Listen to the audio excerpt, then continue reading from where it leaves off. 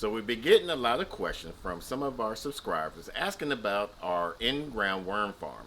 And I figured since we haven't done any update video on that, we might as well do one to show you how to start one, what to add and what not to add in there, and how to harvest your worm castings. So let's get growing.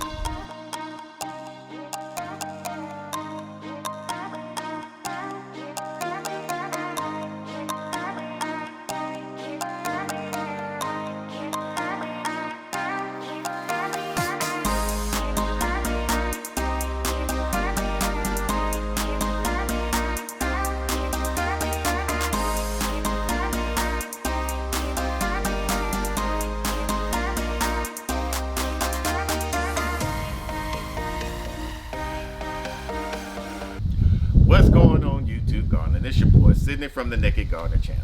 In this video we will not show you how to make an in-ground worm farm. We already did a video about that. We'll put a playlist above the card here. And this video we're going to just basically show you how to maintain one and how to harvest some of the worm casting. So let's go over to the bed to show you how that starts. So we got this worm farm emptied out. We just already harvested some castings, so it's now time to fill it up. Now we did a video on what to add into a new worm bin. We'll put a video of what we did on that above here. So we're just going to go ahead and show you that, and then after that we'll show you how to harvest the worm casting.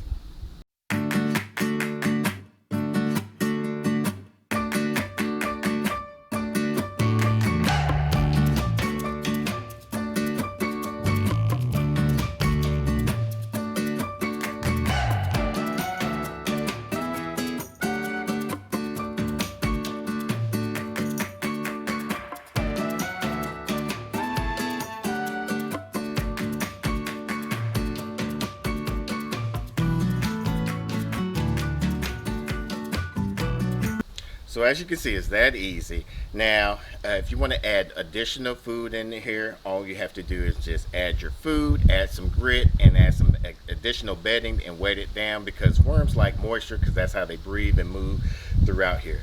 If you don't have worms, normally when you do this, it's supposed to attract it. Now, you can add additional worms if you want to.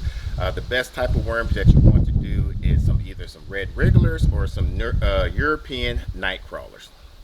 Alright, so now it's time to harvest some of these worm casting from this other worm farm.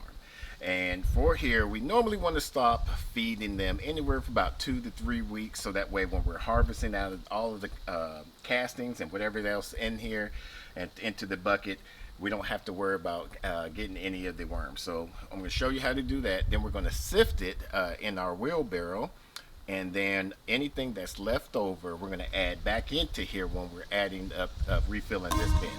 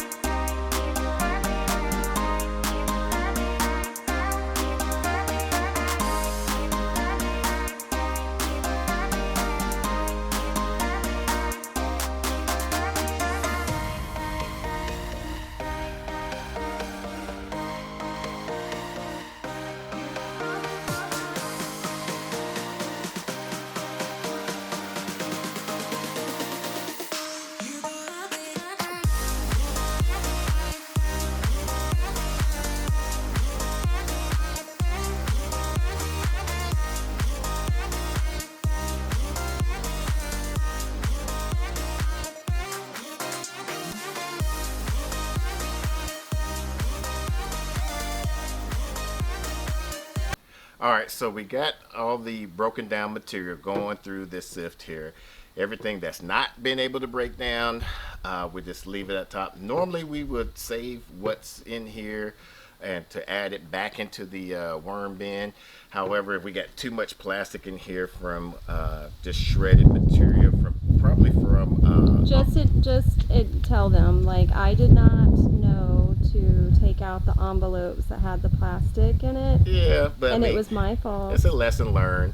However, we'll just throw all of this away instead of trying to pick every of the plastic on here. This is one thing that you don't want to add into your worm bin, compost bin, or anything of that nature, because it won't break down. Worms won't eat it. So we'll just throw this out. And then here we have not that many plastic in here. All right, now we have some good, soft, good smelling worm casting. This will be great for you to use in your garden. Now you can use this right away, or you can save it and use accordingly. Now if you want to use it, there's several ways you can use this. Is basically as a soil amendment, where you can, if you're making your own potting mix, you can add this inside of it. Or you can use it as a side dressing, mix it in about 2 to 3 inches up to your garden beds, or if you want to make some worm tea. Now, if you're interested in learning how to make some worm tea, comment down below with hashtag worm tea.